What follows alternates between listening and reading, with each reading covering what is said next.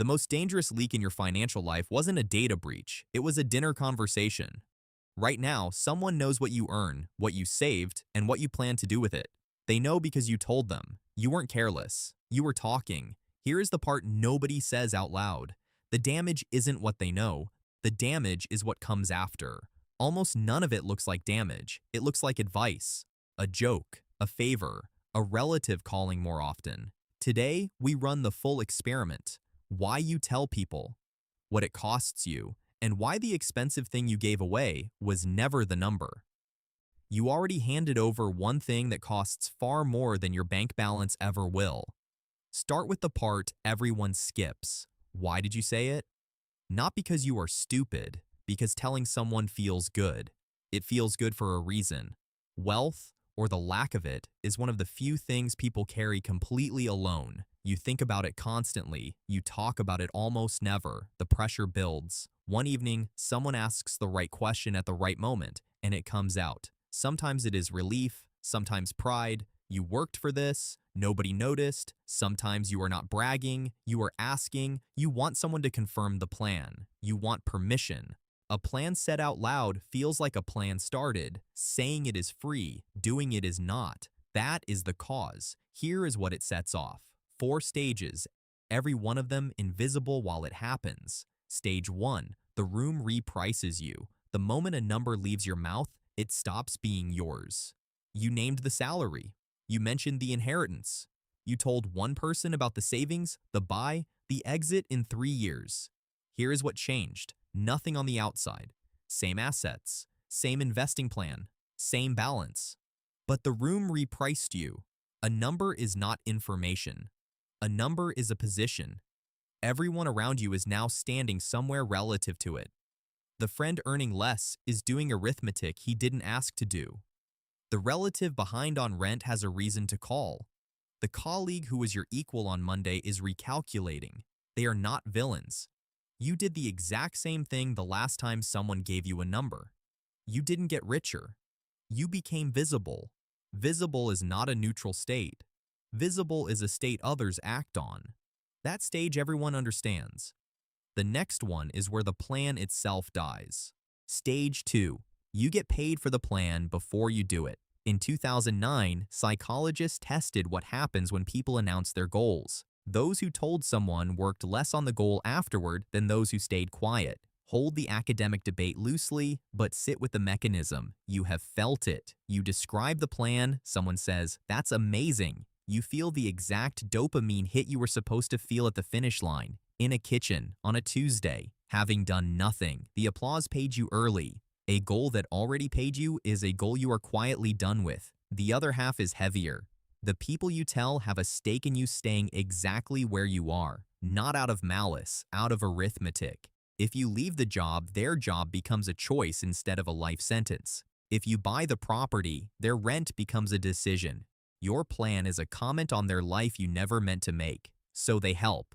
They mention a cousin who tried it and lost everything. They ask when you will be realistic. They call it a phase. One comment is nothing. 20 is a decision. You didn't get talked out of it. You got worn out of it. There is a difference. You only notice one of them. Stage 3. Every number you reveal is a lever. You handed them the handle. Think about negotiation. 2 people. One knows more than the other. That is the entire contest. The information gap is the deal. Watch what happens when you close it for free. Tell a recruiter your current salary. That number instantly becomes the ceiling of the conversation, not the floor. They stop pricing your worth and start pricing your expectations. This is so well understood that Massachusetts banned employers from asking in 2016. Other states followed. They didn't do it to be polite. The question was worth money. Tell a buyer you need to sell by spring. The price moves, not toward you. Tell a contractor your budget. The quote arrives exactly at your budget. It always does. Tell an insurance broker more than the form asked. Tell a bank what the property is really worth to you. Same transaction every time. You gave away the only thing protecting the price. It costs real money systematically in amounts you will never see on a statement. You cannot miss money you were never offered. Inflation takes your money and at least tells you. This takes it and sends no receipt. All of that assumed the listeners were on your side. Now for the ones who aren't. Stage 4. You are not targeted for what you have. You are targeted for what can be verified. People get this wrong. They think fraudsters go after the rich. They don't. They go after the confirmed. Nobody can act on a rumor. A scammer needs a number he trusts. He needs to know the money landed, that you are the one who sold. Most financial fraud isn't clever. It is a phone call from someone who knows one true thing about you, using it to make the second thing sound true. You supply it constantly, for free, because it feels like conversation. The listing showing the inside of your house, the closing post, the bonus comment, the stranger who knows you hold real estate in 2 cities. Then there is the ordinary version, the one that actually happens, no criminal required. The brother-in-law with a business idea 3 weeks after you mention the number. The friend needing a bridge loan until March. The parent who assumed. None of them are thieves. People ask the person they know can say yes. The price of saying no is not money. It is the relationship. You put that on the table while passing the potatoes. Take it to the extreme.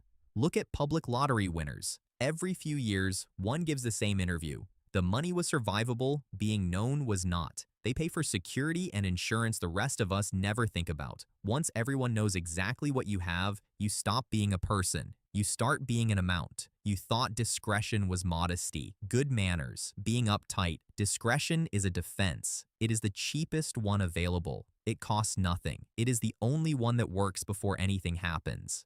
The thing I promised at the start. Your balance was never the expensive leak. Your balance is a photograph. It shows where you stood at one moment. It ages. It is out of date the day after you say it. Someone who knows your balance knows a fact about your past. Your plan is a map. It shows where you are going, when, what you need, what you cannot walk away from. Someone who knows your plan can stand there waiting when you arrive. They can price the thing before you reach it. They can talk you out of it, ask you for it, wait for it. The plan is the future.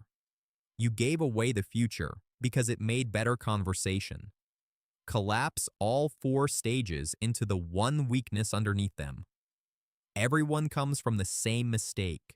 You treated information about your money as social currency, something to spend, to bond with, to prove something with.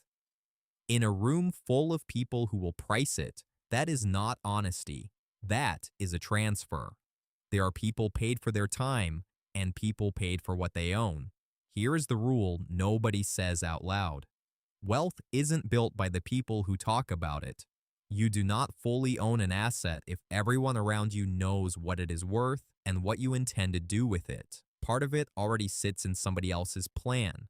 The strange thing about this defense is that it is free.